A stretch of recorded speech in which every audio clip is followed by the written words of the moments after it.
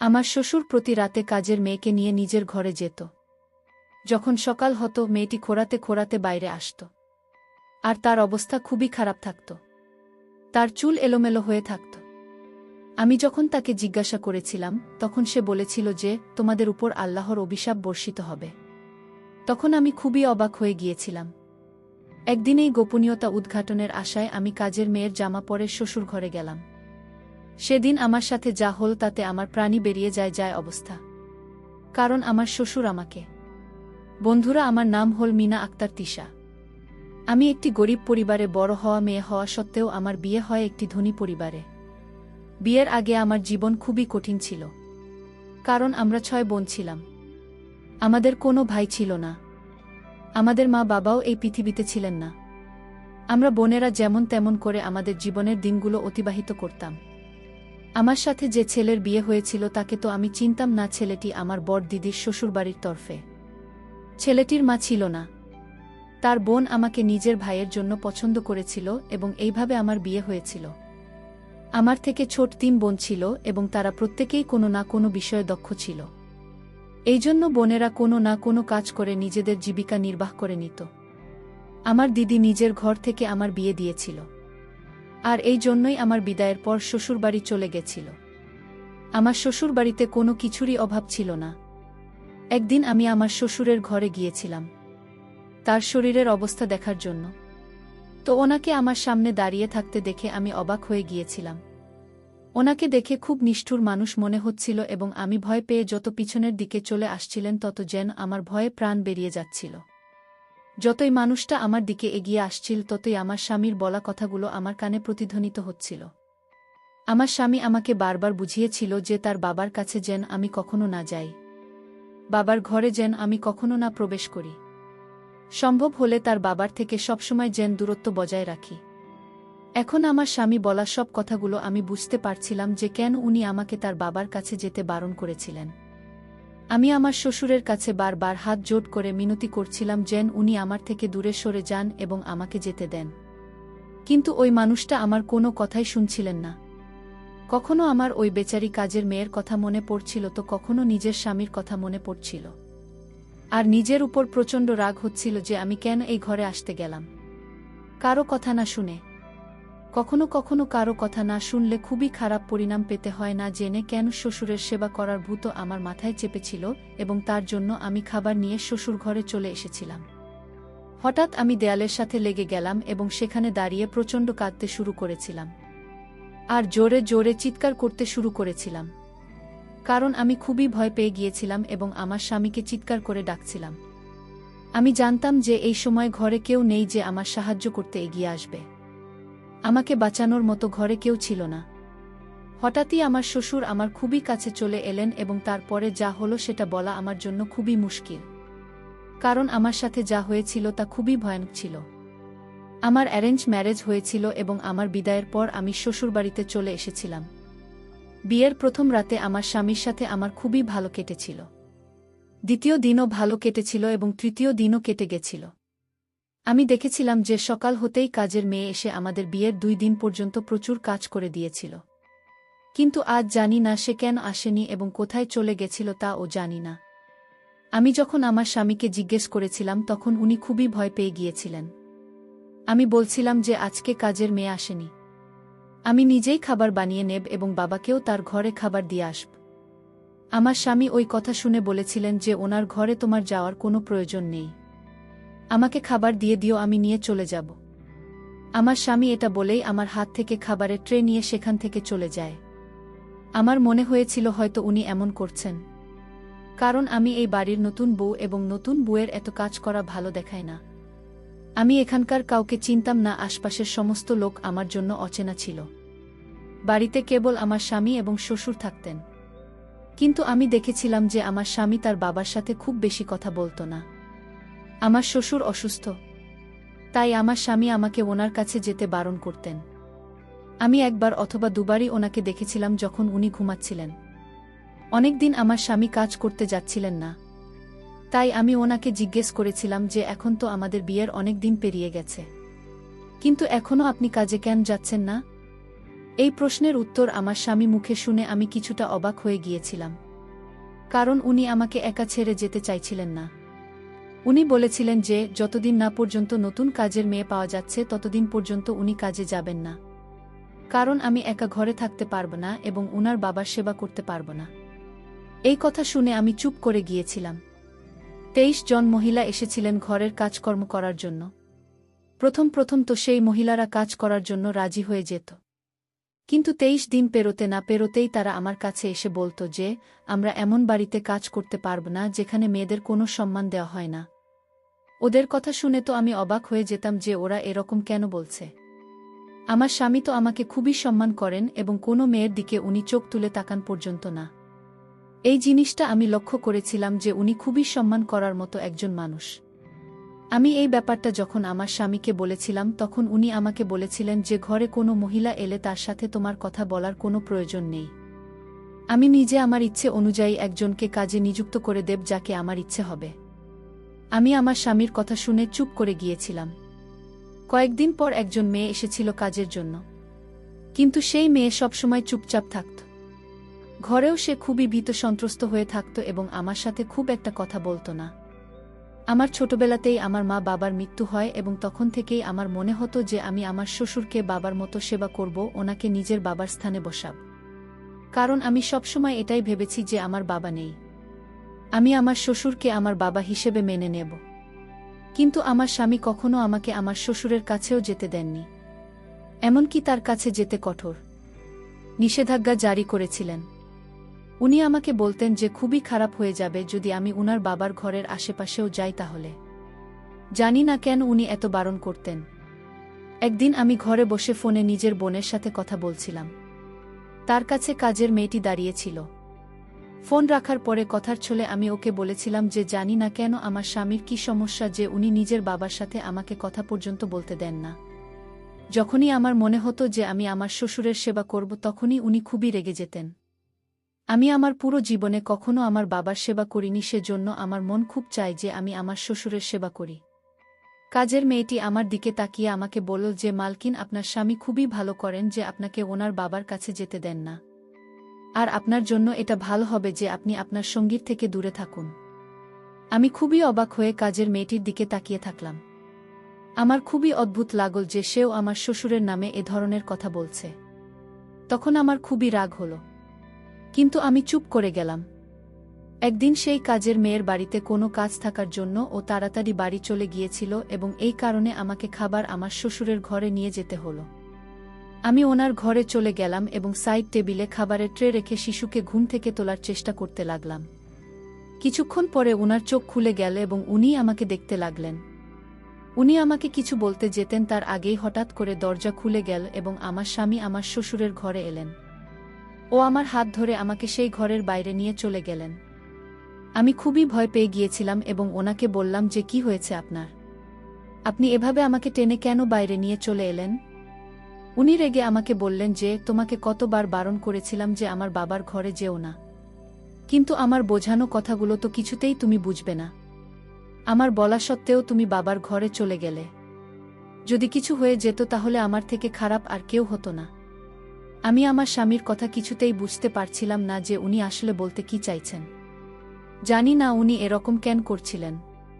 আর এতে এত রাগ করার মতো কি হয়েছে যে হাত ধরে টানতে টানতে উনি আমাকে ঘরের বাইরে নিয়ে চলে এলেন এবং আমাকে ঘরে নিয়ে এসে দরজা বন্ধ করে দিলেন। আমি আমার স্বামী ব্যবহার কিছুতেই বুঝতে পারছিলাম না যে উনি ওনার বাবাকে এত অপছন্দ কেন করেন। উনার বাবাকে তো আমার ভালো মানুষ বলেই মনে হয়, কিন্তু ধীরে ধীরে বুঝতে পারলাম যে রহস্য তো কিছু একটা অবশ্য আছে, যে কারণে আমার স্বামী তার বাবার কাছ থেকে আমাকে দূরে রাখেন। একদিন হঠাৎ আমার শরীর খুবই খারাপ হয়েছিল এবং যার কারণে আমি উঠতে পর্যন্ত পারছিলাম না। দুপুরবেলা যখন আমার চোখ খুলল তখন আমি বাইরে গেলাম আর দেখতে পেলাম যে আমার শ্বশুরের ঘর থেকে কাজের মেয়েটি বেরিয়ে আসছিল। কিন্তু সে খুবই কষ্টে হেঁটে আসছিল। তার অবস্থা দেখে আমার খুবই অদ্ভুত লেগেছিল। জানি না কেন ওর কি হয়েছিল, ওর পুরো চেহারা ঘামে ভিজে গিয়েছিল এবং চুলও এলোমেলো ছিল। ওর অবস্থা এতই খারাপ ছিল যে ওকে দেখে আমি চিন্তিত হয়ে পড়েছিলাম। মেয়েটির কাছে গিয়ে আমি ওকে জিজ্ঞেস করেছিলাম যে ওর কি হয়েছে। প্রথমে খুব ঘাবড়েছিল এবং এদিক ওদিক দেখতে লেগেছিল এবং তারপর বলল যে কিছুই হয়নি মালকিন। আমি শুধু সিটি মুছিল আমার, তারপরে আমি পা পিছলে নিচে পড়ে গেছিলাম। কিন্তু মেয়েটির অবস্থা দেখে আমার খুবই অদ্ভুত লেগেছিল। আমি ওকে বললাম যে ঠিক আছে, তুমি ছুটি নিয়ে বাড়ি যাও এবং বাড়ি গিয়ে আরাম করো, বাকি সব কাজগুলো আমি নিজেই করে নিতে পারব। কিন্তু সে আমার কথা ছিল না। সে মাথা নাড়াতে লাগল এবং বলল যে না মালকিন, মালিক আমাকে বারণ করে দিয়েছেন যে যতক্ষণ না মালিক বাড়ি ফিরছেন আমি এখান থেকে যেন কোথাও না যায়। আমি বললাম যে সেটা কোনো ব্যাপার না, শুধু সংসারের ঘর পরিষ্কার করা বাকি রয়েছে, সেটা আমি নিজেই করে নিতে পারব। এই বলে যে আমি ওনার ঘরের দিকে যেতে লাগলাম, তখনই হঠাৎ করে কাজের মেয়েটা ভয় পেয়ে আমার হাত ধরে নিল এবং আমাকে কিছুতেই ভিতরে যেতে দিচ্ছিল না। আমি বললাম, তোমার কি হয়েছে? আমাকে যেতে দাও, তোমার অবস্থা এখন কাজ করার মতো নেই, তুমি নিজের ঘরে গিয়ে বিশ্রাম করতে পারো। তখন সে বলল, না মালকিন, আমি আপনাকে ঘরের ভিতরে যেতে দিতে পারব না। সে আমাকে ভিতরে যেতে দিল না, আমাকে নিয়ে রান্নাঘরে চলে এল এবং বলল যে আমি আপনার জন্য খাবার বানিয়ে দিচ্ছি, আপনি তো এখনো পর্যন্ত খাবার খাননি। আমি ওর অবস্থা দেখছিলাম যে ও খুব ঘাবড়েছিল এবং ঠিক করে তো ও চলতে পারছিল না। আমি মেয়েটার কবজিতে দেখলাম যে সেখানে কিছু অদ্ভুত দাগ রয়েছে। আমি কিছু জিজ্ঞেস করিনি, কিন্তু রাতে যখন আমার স্বামীর ঘরে ফিরে তখন আমি ওনাকে সব কথা খুলে বলি। সে বলে যে হয়তো কাজের মেয়েটির সাথে তার স্বামীর ঝগড়া হয়েছে এবং ঝগড়ার পরে সে এখানে এসেছে। তাতে তোমার কি যায় আসে? নিজের কাজের প্রতি খেয়াল রাখো, কোনো কাজের মেয়েকে এত প্রশ্ন জিজ্ঞেস করার কোনো প্রয়োজন নেই, না হলে সে কাজ ছেড়ে চলে যাবে। আমার স্বামী আমাকে খুবই ভালোবাসতেন, কিন্তু যখনই আমি উনার সাথে এই ধরনের কোনো কথা বলতাম তখন উনি আমাকে ভালোবাসার কথা পুরোপুরি ভুলে যেতেন, উপরন্তু আমার উপর রাগ করতেন। আমার স্বামী আমাকে বললেন যে অন্যদের খোঁজ খবর নেওয়া বন্ধ করো এবং চুপ করে শুয়ে পড়ো। এটা বলে তিনি নিজে শুয়ে পড়লেন, কিন্তু আমার একদম ঘুম আসছিল না। রাতে তখন ঠিক কটা বাজে ঠিক জানি না, আমার হঠাৎ চোখ খুলে গেল এবং আমি ঘরের বাইরে বেরোলাম। হঠাৎই আমার শ্বশুরের ঘরের বাইরে বেরোলাম। হঠাৎ আমার শ্বশুরের ঘরের থেকে কারোর আওয়াজ শুনতে পেলাম আমি। এমন মনে হচ্ছিল যেন আমার শ্বশুর কাউকে বকাঝকা করছেন। আমি খুবই চিন্তিত হয়ে পড়লাম যে এত রাতে আমাদের বাড়িতে তো কেউ থাকে না, তাহলে আমার শ্বশুর এভাবে কার সাথে ঝগড়া করছেন আর কাকেই বা এত বকছেন? আমি তাড়াতাড়ি আমার স্বামীর কাছে গেলাম এবং তাকে জাগানোর চেষ্টা করলাম। আমি ওনাকে ছাঁকনি দিয়ে জাগিয়ে তুললাম। উনি খুবই রেগে গিয়ে আমাকে বললেন যে কি হয়েছে তোমার, এত রাতে এভাবে চিৎকার করছো কেন?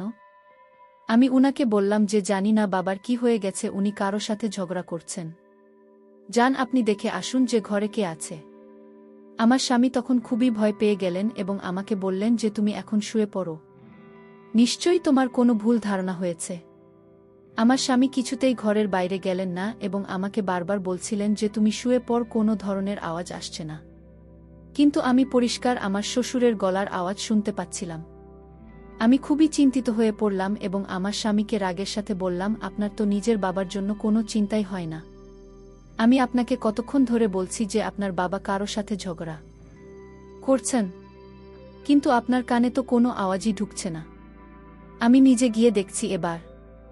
আমি যখনই যেতে চাইলাম তখনই উনি আমার হাত ধরে এমনভাবে ধাক্কা দিয়ে আমাকে বিছানায় বসিয়ে দিলেন যে আমি ব্যথায় কাতর হয়ে পড়লাম।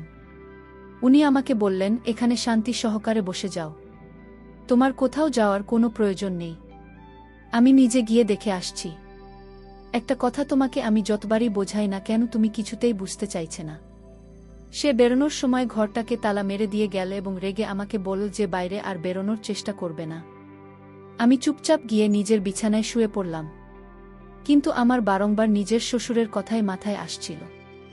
আমি একদমই ঘুমাতে পারিনি, কারণ আমার মাথায় সারাক্ষণ চিন্তা ঘুরপাক খাচ্ছিল।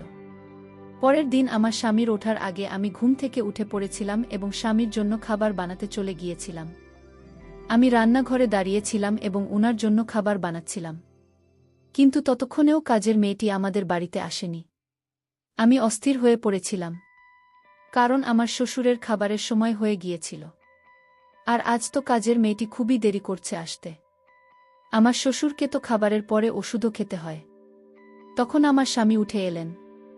তখন আমি ওনাকে এটা বলায় উনি বললেন যে ওষুধ দেওয়ার কোনো প্রয়োজন নেই, যখন কাজের মেয়েটি এসে যাবে নিজে সে খাবার আর ওষুধ দিয়ে দেবে। আমি উনাকে বললাম যে আপনার কি হয়েছে? আপনি নিজে তো না ওই ঘরে যাচ্ছেন আর না তো আমাকে যেতে দিচ্ছেন, এটা খুবই খারাপ করছেন আপনি।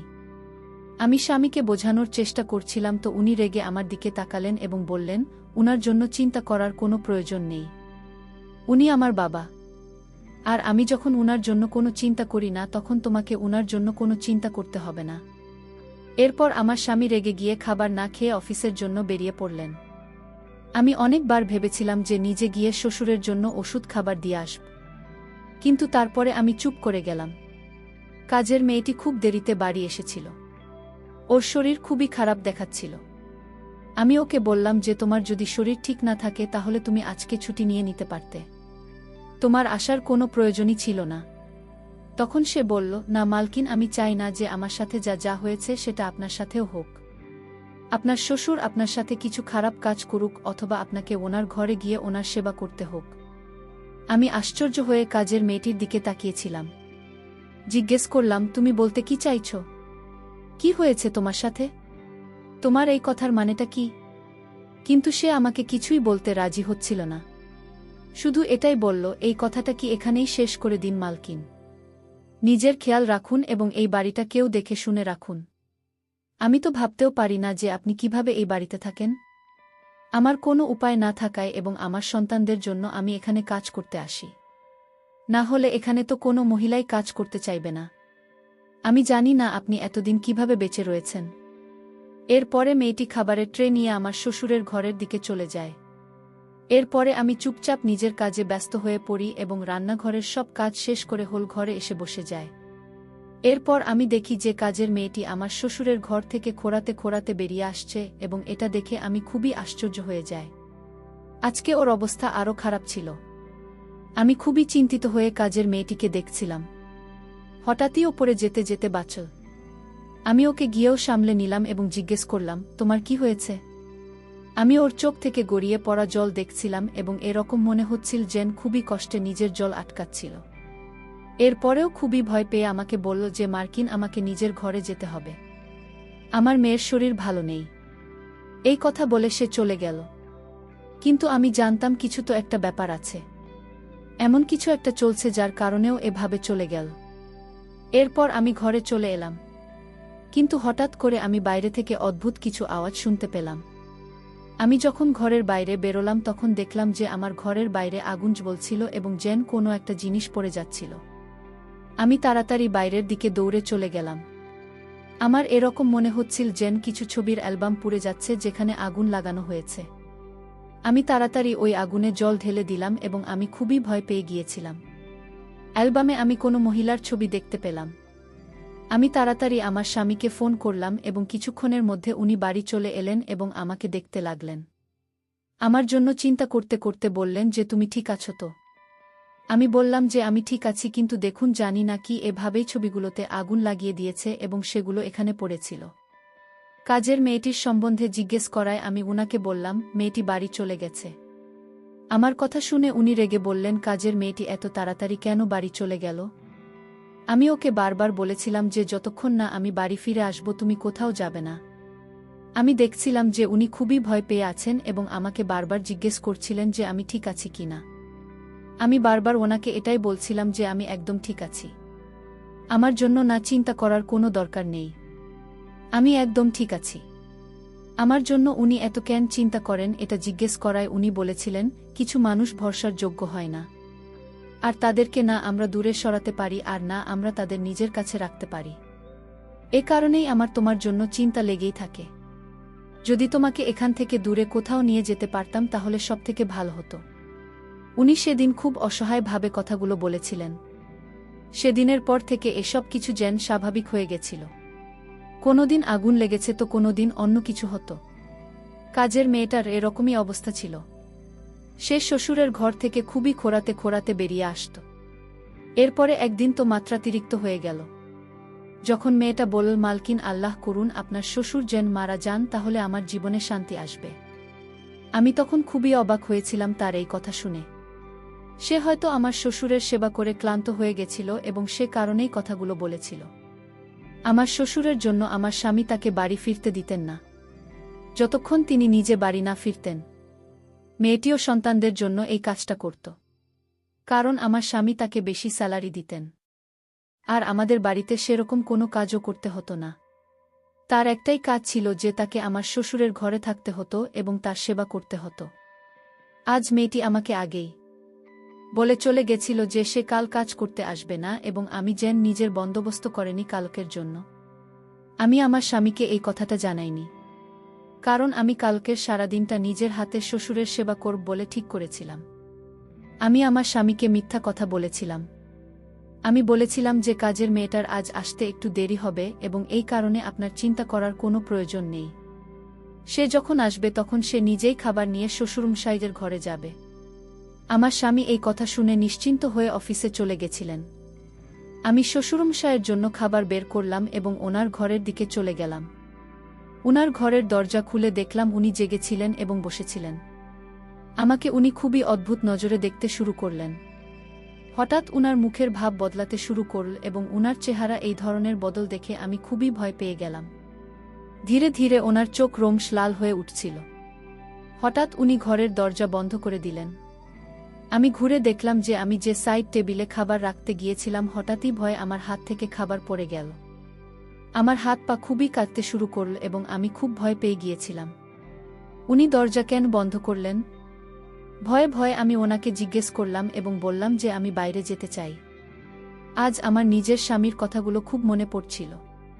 উনি আমাকে বারবার করে বলেছিলেন যাতে ভুলেও আমি কোনোদিন আমার শ্বশুরমশাই ঘরে ঢুকি বা ওনার আশেপাশে শোনা যায়। এরপরে সুসং সে আমার দিকে এক পা করে এগোতে লাগলেন এবং আমি পিছনে পিছু হটতে শুরু করলাম। হঠাৎ আমি দরজার সাথে লেগে গেলাম এবং আমি খুবই অসহায় বোধ করছিলাম। আমি কি করব কিছুই বুঝতে পারছিলাম না। আমি কখনো বন্ধ দরজাটাকে দেখছিলাম আর কখনো শ্বশুরমশাই দিকে তাকাচ্ছিলাম। পরের মুহূর্তেই আমি চিৎকার করতে শুরু করলাম। চিৎকার করতে করতে আমার শ্বশুরমশাইকে বললাম যে আমাকে যেতে দিন, ছেড়ে দিন আমাকে। আজ কাজের মেয়েটির কথাও খুব মনে পড়ছিল আমার। এরপর এমন কিছু একটা ঘটল যেটা ব্যাপারে আমি কখনো কল্পনাও করতে পারিনি। আমি চিৎকার করছিলাম।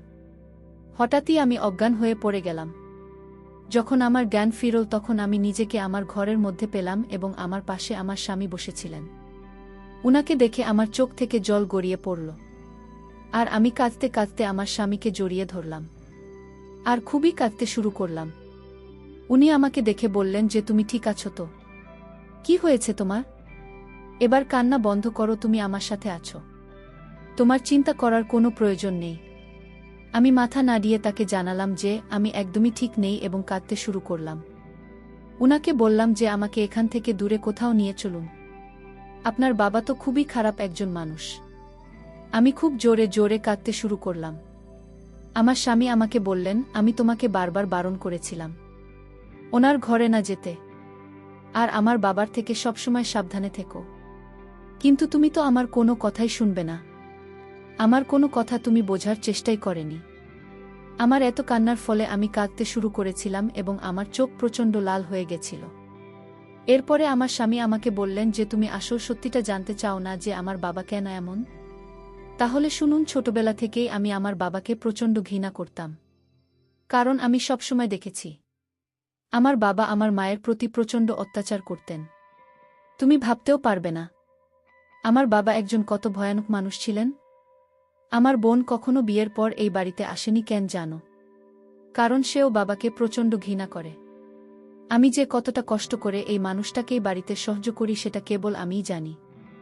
আমার মর্জি চললে আমি খুব এই মানুষটাকেই বাড়ি থেকে বের করে দিতাম। কিন্তু তারপরেই আমি ভাবি যে যতই হোক তিনি তো আমার বাবা হন। আমি উনার সাথে এরকম কিভাবেই বা করতে পারি? এ কথা ভাবলে উনার জন্য আমার চিন্তা হতে শুরু হয়। উনি আমার মায়ের সাথে যেটা করেছিলেন আমি তো ওনার সাথে সেটা করতে পারি না। আমার মা ছাড়া উনি অন্যান্য মহিলাদের সাথে এটা করতেন।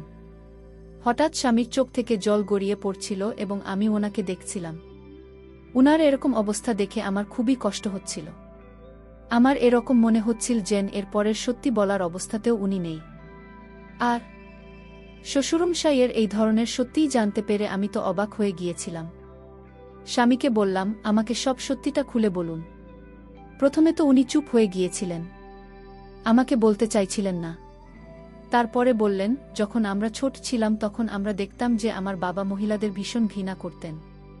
উনার ভীষণ রাগ হতো এবং উনি আমার মায়ের গায়ে হাত তুলতেন।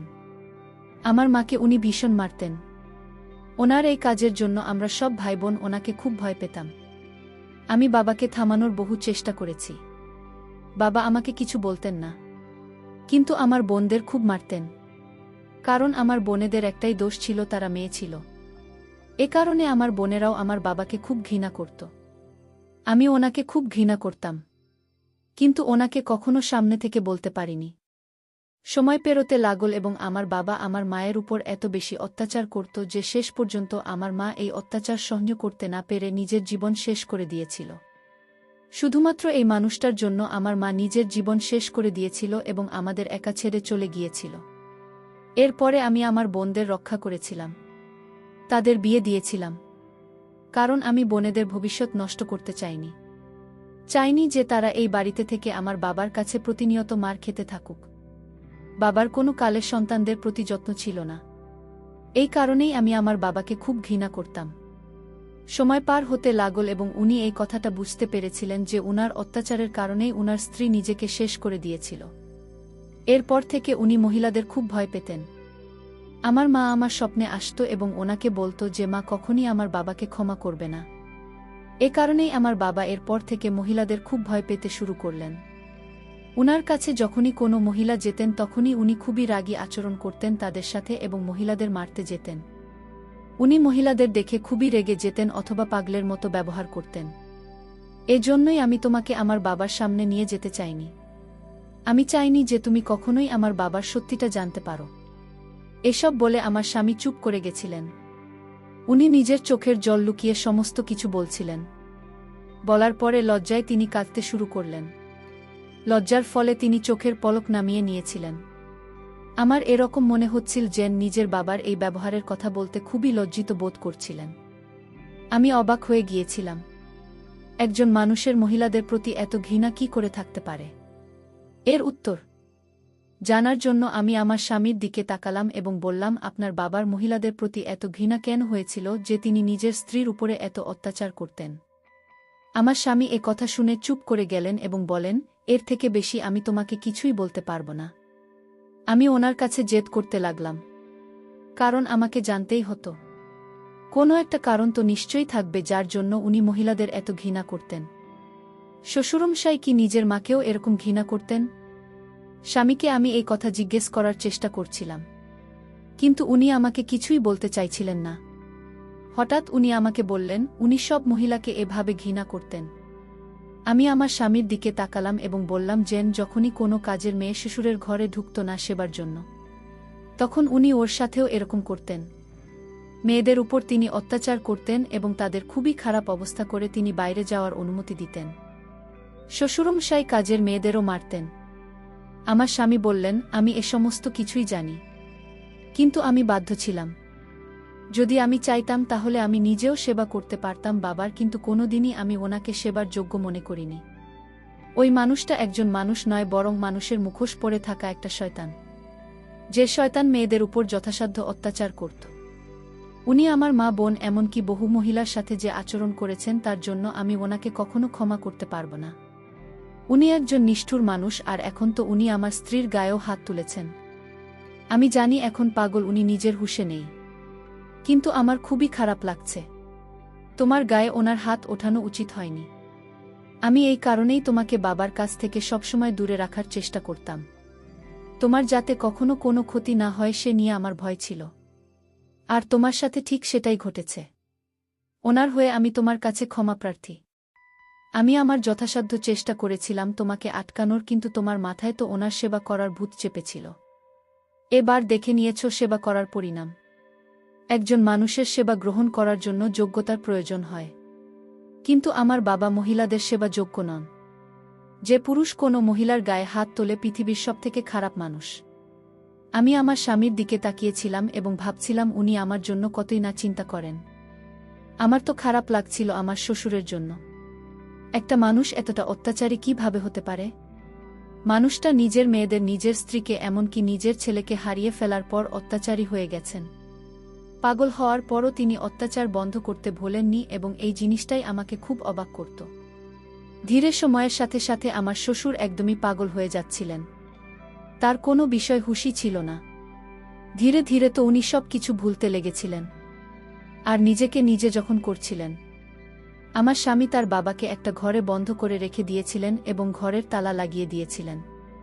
বহুদিন পর্যন্ত আমার শ্বশুর সেই ঘরের মধ্যে বন্ধ ছিলেন। উনার অবস্থা যখন খুবই খারাপ হয়ে গিয়েছিল তখন আমার স্বামী তাকে নিয়ে গিয়ে একটা পাগলাগারদে ভর্তি করিয়ে দিয়েছিলেন। উনি নিজের পরিচয় পর্যন্ত ভুলে গিয়েছিলেন। হয়তো নিজের সময়ে উনি নিজের প্রতি খুবই অহংকারী ছিলেন এবং মহিলাদের খুবই তুচ্ছ জ্ঞান করতেন। আর যেসব মানুষ এরকম হয় তাদের ভবিষ্যতের পরিণাম খুবই খারাপ হয়।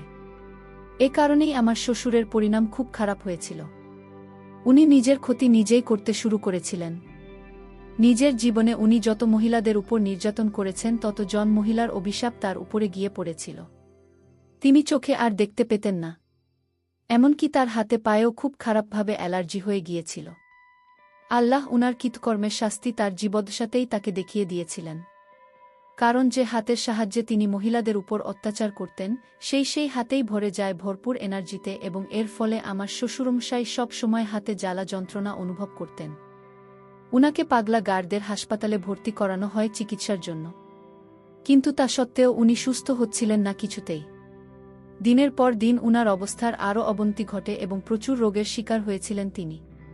এক পর্যায়ে উনি নিজেকে শেষ করার চেষ্টা করতে থাকেন।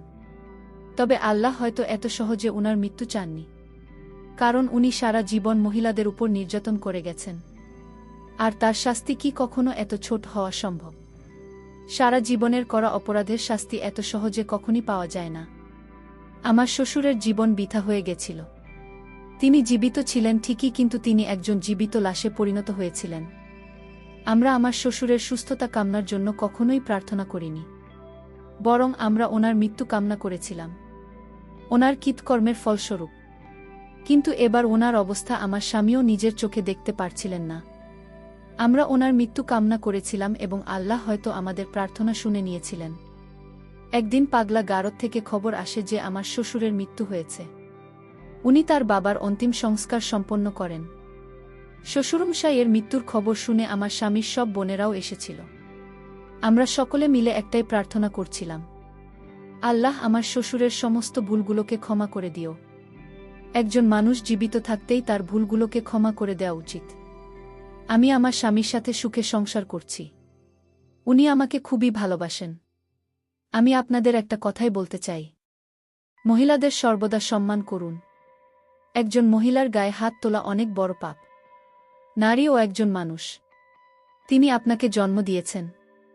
একজন মহিলাকে আপনার পায়ের জুতা হিসাবে নয়, বরং আপনার মাথার মুকুটের মতো বিবেচনা করুন। আপনি যদি তাকে সম্মান করেন তবে সে আপনাকে দ্বিগুণ সম্মান করবে। তো বন্ধুরা, আজকের ভিডিওটি এই পর্যন্তই। আপনাদের ভিডিওর গল্পটি শুনে কেমন লাগলো কমেন্ট বক্সে নিশ্চয়ই জানাবেন। আর নিয়মিত এমন গল্প শুনতে ভিডিওটিতে লাইক এবং চ্যানেলটিকে সাবস্ক্রাইব করে সাথেই থাকুন। দেখা হবে পরের ভিডিওতে। সেই পর্যন্ত সবাই সুস্থ থাকুন। ধন্যবাদ।